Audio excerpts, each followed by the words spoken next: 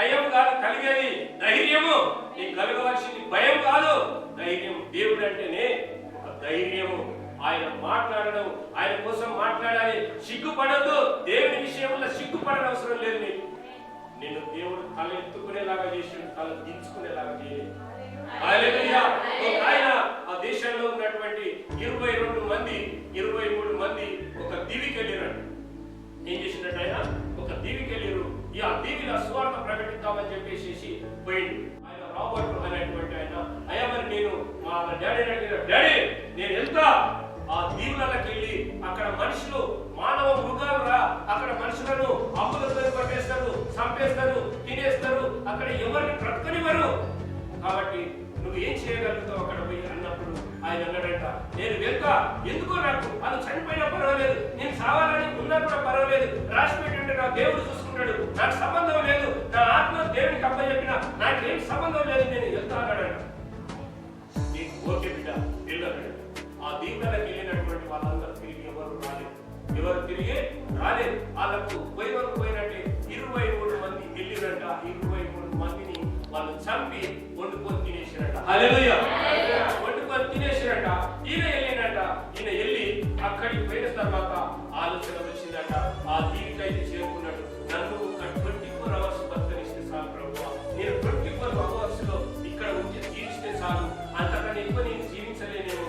ఒకవేళ ఆ జీవితం కానీ నీకోసం, హల్లెలూయా, నీకోసమే అనుకుంటాడేమో. ఆయన ఏడుస్తూ ప్రార్థించి ఆ దీవికి వెళ్ళగానే అక్కడ అందరూ కలిసి అప్పులు పట్టుకొని వచ్చేసి ఆయన ఊరిపెట్టి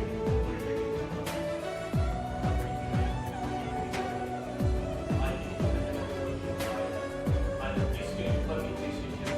ఆయన తీసుకెళ్ళి బంధించారు. ఆ బంధించిన తర్వాత ఆయన వాళ్ళంతా వాళ్ళ ఆచారం ప్రకారంగా డబ్బులు కొడుతూ, దండలు కొడుతూ, ఆడుతూ పాడుతూ డ్యాన్సులు చేస్తున్నట్టు ఆయన చుట్టూ. హల్లెలూయా. ఆయన చుట్టూ ఊగుతున్నట్టు ఇట్లా ఇలా ఎక్కి జరిగినట్టు నాలుక మీద కత్తి పెట్టగా జరిగి వాళ్ళు కూడా డ్యాన్స్ చేస్తున్నట్టు దేవుని పాటగా ఈయన డ్యాన్స్ చేయడం మొదలు పెట్టినట్ట. హల్లెలూయా. మనలాగా ఊగుతుండు, ఈయనది మనలాగా చేస్తుండు, ఈ భాష ఎంతో నాకు అర్థమైతలేదు, ఈ యాస ఎంతో అర్థమైతలేదు అని అలా లీడర్ ఉన్నాడు. హల్లెలూయా. ఈయన ఊగడం మొదలు పెట్టిండు, వాళ్ళు ఊగుతుండ్రు. సేమ్ అదే మ్యాటర్ జరుగుతుంది. వెంటనే వీడు ఇట్లా వదలకుండా ఉండాలంటే ఏం చేయాలని చెప్పేసి ఆ కత్తితో నాలుకను కోసేసాడట. హల్లెలూయా. నాలుకను కోసేస్తాడంటే ఈయనకు భాషగా మాటలు రావు కదా, మాటలు రావనుకొని ఆ నాలుక కోసిన వెంటనే వాళ్ళు కూడా వదులుతుంటే ఈయన కూడా బొబ్బు అంటున్నాడ. ఇది దేవుని భాష. హల్లెలూయా. పరిశుద్ధాత్మ శక్తి. హల్లెలూయా. ఆ బొబ్బు అనే ధ్వనిని వినగానే వాళ్ళందరూ కూడా ఇంకోటి వచ్చి ఆ రక్తం కారుతుంటే నాలుకలతో నాకేసుకున్నట్ట ఆ రక్తాన్ని. అప్పుడు ఆయన తీసుకెళ్ళి ఆ 24 అవర్స్ కాదు, ఆయన 10 గంటలు కూడా అక్కడ బతకలేదు కానీ హల్లెలూయా. ఆయన చంపేసిన తర్వాత ఏం జరిగిందో ఏమో కానీ ఆ దీవంతా మారబడదట. హల్లెలూయా. హల్లెలూయా. హల్లెలూయా. నువ్వు అలాంటి స్థితిలో ఉంటే, అలాంటి రోషం కలిగి ఉంటే, అలాంటి పరిస్థితులను ఉంటే, అలాంటి వాడి దగ్గరికి వెళ్ళి నువ్వు స్వార్థ ప్రకటించాలని లేదా? హల్లెలూయా. దేవుని మీద నీకు మమకారాలు కాదు, కుటుంబాలు కాదు. ఆయన పిలిస్తే వెంటనే నువ్వు ఎక్కడికైనా సిద్ధంగా ఉండాలి. నీ సాగుకైనా సిద్ధమై ఉండాలి. నువ్వు ఎక్కడికైనా వెళ్ళి ఆయన స్వార్థ ప్రకటించగలిగితే అది చాలు. హల్లెలూయా. ఈరోజు ఆయన యోసేపు ఏం చెప్పింది? యోసేపు అన్నాడు, ఆయన తనను తగ్గించుకొని ఏం చేశాడు? అక్కడ ఆయన యేసు అని పేరు పెట్టేదాము.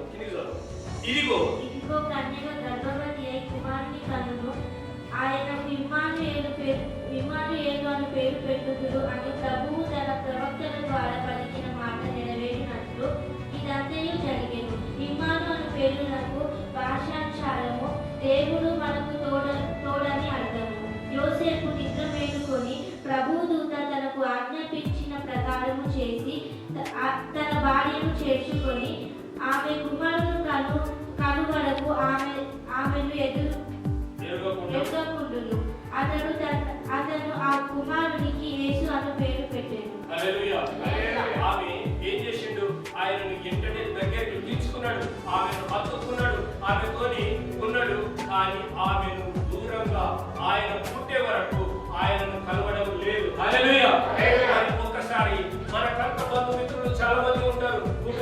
చాలా మంది ఉంటారు. ఒక రోజు ఆమె అక్కడికి వెళ్ళినప్పుడు ఐగుప్తు టైముల్లో ఆ జనసంఖ్యకు వెళ్ళినప్పుడు ఆయన పుట్టపోయినప్పుడు అక్కడ ఎవరు లేరు. ఆమెకు నానేవాళ్ళు లేరు. ఆయన పిలువగానే పోయిండు. నానేవాళ్ళు లేరు, అమ్మ లేదు, నాన్న లేదు, అత్త లేదు, ఎవరు లేరు.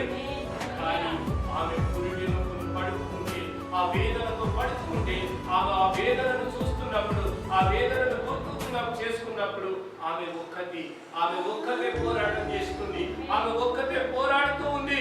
ఆ పురిటి నొప్పులతోని వేదన పడుతున్నప్పుడు ఈరోజు అక్కడ యేసయ్యను తాకినటువంటి వాళ్ళు ఎవరు? హల్లెలూయా. యేసయ్యను మొదటగా ముట్టుకున్నది ఎవరు? మొదటిగా ఆయనను తాకినటువంటిది ఎవరు అంటే యోసేపే. హల్లెలూయా. వాళ్ళకెవరు లేదు. ఈ రోజు చాలా మంది ఆ ఆర్టికల్స్ రాస్తుంటారు.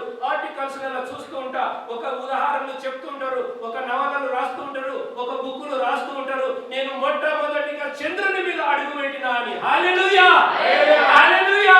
నువ్వు పెట్టింది చంద్రుని మీద, కానీ మొట్టమొదట ముట్టుకున్నటువంటి వాడు నా యేసయ్యను తాకిన వాళ్ళు ఎవరు? హల్లెలూయా. నా యోసేపు. హల్లెలూయా. హల్లెలూయా.